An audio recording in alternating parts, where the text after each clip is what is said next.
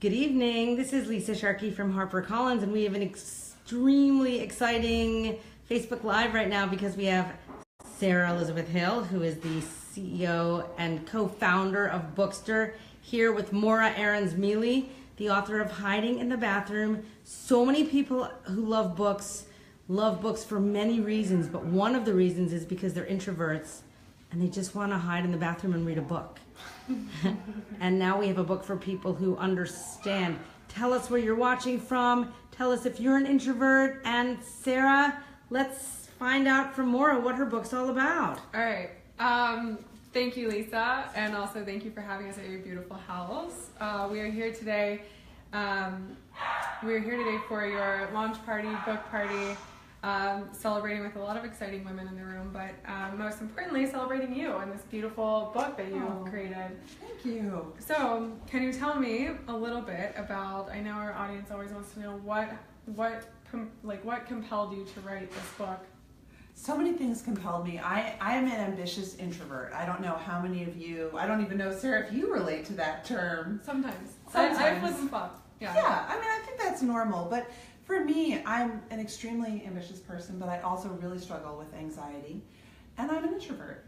And a lot of what you have to do every day to build your career requires getting out there. Sometimes literally, like leaving your house, but also, presenting in meetings, meeting new people, networking, social networking, really, right? And for someone like me, it sends me hiding in the bathroom. And so I had to write about it. I had to research why this happens. And most importantly, write the book that I sort of wish I had had when I was, instead of dealing with all my problems, just quitting jobs and hoping everything would go away. Yeah, I think that's such good advice. So we have a lot of people watching. We have 53 people watching, and we have Amy Venezia. She says, I'm an introvert. Hello. Samantha Schwartz, introvert all the way here from Wisconsin. All right. We have Alice, an introvert from North Carolina. We have Murugesh from India, happy introvert. Ryan, introvert from Seattle. This is amazing. Shelly Daly, total introvert. So many introverts. So, look, Janae Gibbs from Milwaukee says I can be both an introvert or not, depending on the mood. So if you are an introvert, show us the hearts. If you love an introvert, show us the love. Tell us where you're watching from. Tell us if you've ever hidden in the bathroom. Can I ask another question?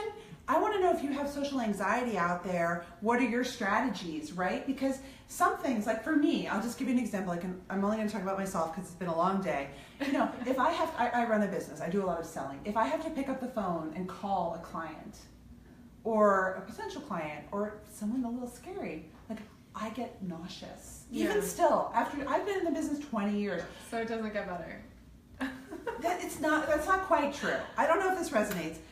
I know that I'm going to feel it, and I know that I'm going to feel it and do it anyway, right? I'm going to feel 10 seconds of anxiety. I'm going to want to be sick. I'm going to want to cancel. Sometimes I do cancel, but mostly I don't. I dive in. Wow. And then the muscle memory takes over and the passion for the work takes over. Yeah. But I think it's true. I mean, if you struggle with getting out there, does it get better? It's different. Mm-hmm. You may still have that negotiation with your anxiety or your introversion and your ambition, but you're able to handle the negotiation better. Does that make sense? Yeah, you said something earlier as well, that you can do anything for 10 seconds. Anything for 10 seconds. That is so powerful. That is really powerful, because I'm an extrovert, but I've hidden in the bathroom. If I am hiding in the bathroom, then I feel like most of the world must have these moments. Seriously. Right. And so the 10-second rule is actually Ellen Hendrickson, who's an expert on social anxiety. You should check her out. She's great, Dr. Ellen Hendrickson. So I've interviewed lots of CEOs who are both introverts and extroverts, leaders. Here's the truth. The modern workplace is so draining. You might be sitting in an open plan office. You're under fluorescent lights. You're maybe on Slack or a messaging tool. Your coworkers are milling all around you. Your cell phone is buzzing.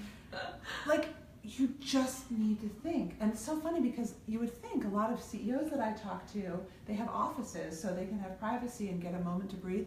No, their offices are glass. Yeah. So they have to go in the bathroom. Yeah. Everyone is hiding in the bathroom because our life is very overstimulating. So we have dozens of tuning in. Oh, look, I just accidentally switched it to selfie mode. There you go. Hi, Lisa. Hi, guys. So Heather Swan is an introvert from Canada watching. Julia says, I don't even want to say hi. I'm hiding under my blanket, introverted in New York. So we're here in New York here. Oh, Monica is a flight attendant introvert from California watching from Indiana. How are you a flight attendant introvert? Wow. What? Like, do you hide in the airplane bathroom? That's impressive. Right, because that feels like a job where you really have to be on a lot. Yeah. So Gloria is from California. She's 70-30. Love me time and books. Caitlin Anderson, hello from Utah. I just asked myself, what am I so afraid of? Yeah. When my social anxiety gets intense, it helps a lot sometimes. And Samantha Schwartz has social anxiety. She says, I meditate before or I listen to calming music. So a lot of people from India, 6:35 in the morning, an introvert from Sydney, Australia, earphones in public places. Sometimes there isn't even music in them. It just stops people approaching me if I don't want them to. Michael has horrible social anxiety. Yeah, I do that Basically, go on, keep talking, but there's I've so got a many people question. relating to this. This is just amazing. So I think something that you've also done that I think is really cool, and I try and do it, but you've mastered it, is you've carved a path for yourself that allows you to feel comfortable in your own skin and comfortable with what you're doing for the most part. Like, you're not sitting in the office and you're not doing that. How did you manage to do that, and what advice do you have for people who are out there who feel stuck and they're anxious and they're doing something that they don't want to be doing on a daily basis? What advice do you have for them? First of all, I just want to say it's hard to feel stuck. And we all feel stuck in certain periods. One of the things that I think is really important, excuse me, sorry, I've talked too much today, is that if you're feeling stuck at work, it can be valuable to think critically about, is it the work that I'm doing, or is it how I'm doing it? If I were doing the same job, but I had a little bit more freedom, for example, if I could work from home a couple mornings a week, if I didn't have to sit here under all these fluorescent lights, if I could be in a quieter space, if I could just switch things up and have more autonomy over the pace, place, and space, would I still hate it? And so then keep a diary and monitor it. How do you feel on Monday morning? How do your shoulders feel? How does your wrist feel? How does your jaw feel? Do you tighten up and hunch over the day? Like, is your body physically reacting? You sort of need to tune in.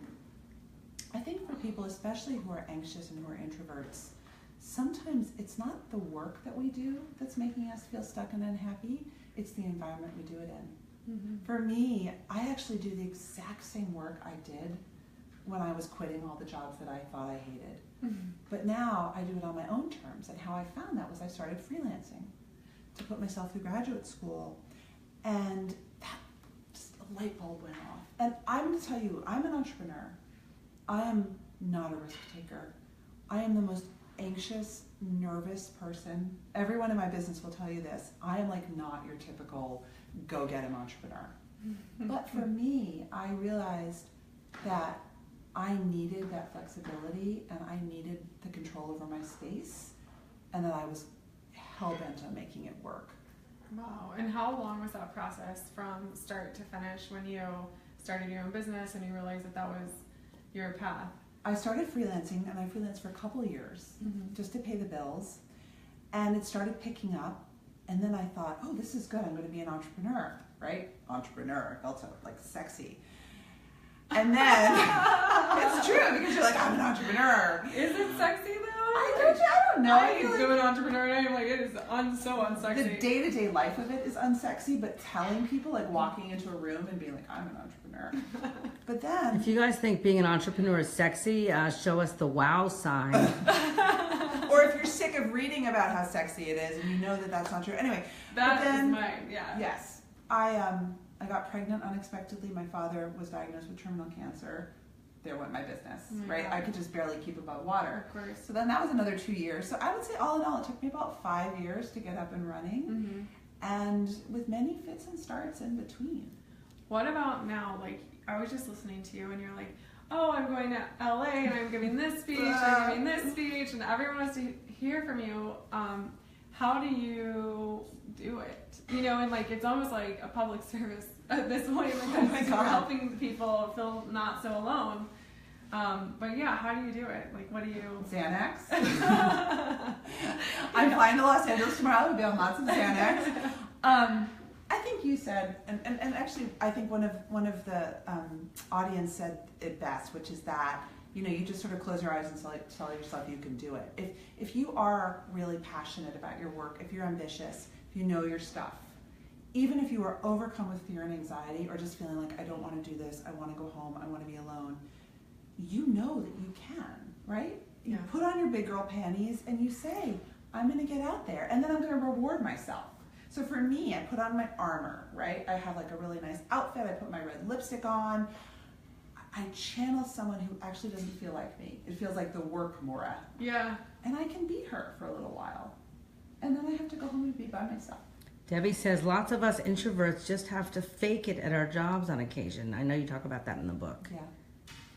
It's hard to fake it all the time. It's exhausting. And What does that mean? Well, I mean, I think that, you know, what Debbie just said, we think that success is being extroverted, right? We think that leaders are people who can get up on stage and command the room. You know, we have this sort of, like, I call it the alpha male totem of leadership, right? That's what we were raised in, and especially in our business culture. If you don't fit into that, you have to work pretty damn hard, especially if you're in a sales role, a marketing role, if you're, you know, public facing or managing in any way, to try to be like that guy just so you can get ahead. You're other, and you're trying to be, fit in, and it's exhausting. Yeah. You know, and I really hope for the day, and I think we're getting there, where diversity means that people with different temperaments and styles of leadership can rise ahead. Like, I want to see the day when the CEO who works from home 3 mornings a week just because she needs time to focus, Yeah. you know, is out there in Forbes magazine saying, I work from home. Yeah. That would be amazing. So Naichin Chen says, hi, I'm from Taiwan. I want to read this book. Thank you very much. Culturally, how are things different? Because not every culture is the rah-rah, go out and get 'em culture. Certainly Asian cultures are different. That is Good very question, yeah. That's a really good point, and I've never been to Taiwan, so I'd love to hear your thoughts. But I can only speak from an American vantage point, and we are, let's face it, I mean, that's how we are. We have like the up by your bootstraps myth, never eat lunch alone, just do it. I mean, like every sort of American cultural go get 'em statement, if you think about it, is really extroverted. Yeah, it's very, very extroverted. I work like I feel like it's a muscle to like make myself do things that are extroverted. Really? Yeah, it's like, okay, I'm gonna go and do it, and then I get there and I'm happy. But like, yeah, it's the 10 I do the 10-second thing without realizing that I do it. No, it's gonna be good. But it's tough. It's really tough. You know, and part of it is like, I think back to like, you know, like culture of like sports heroes and fraternities where it's like, let's just rally, let's just like have a great time. And I think that because a lot of, let's face it, those guys like created certainly American business culture, that is a legacy that the next generation, that our generation, which is much more diverse, which is different, we have to change that. Yeah. Janae Gibbs says, I used to get physically sick when I used to work as a health unit clerk before I entered the building. I would tense up, and that definitely affected my job performance, and I hated it. And Arena Rodriguez says, I'm such an introvert that I get weirded out when people just get too close to me. So this is hear hard. You. I'm not a hugger. Oh my gosh. I'm not a hugger. Can I just say one thing about that? So physically, when you are feeling that tension, this is your sort of like self from the caves coming back. You are tensing because you're protecting your vital organs so you can stay alive. Oh my God. Literally. That is what your stress is doing. You're like protecting yourself. Yeah. So many of us do that at work. Yeah.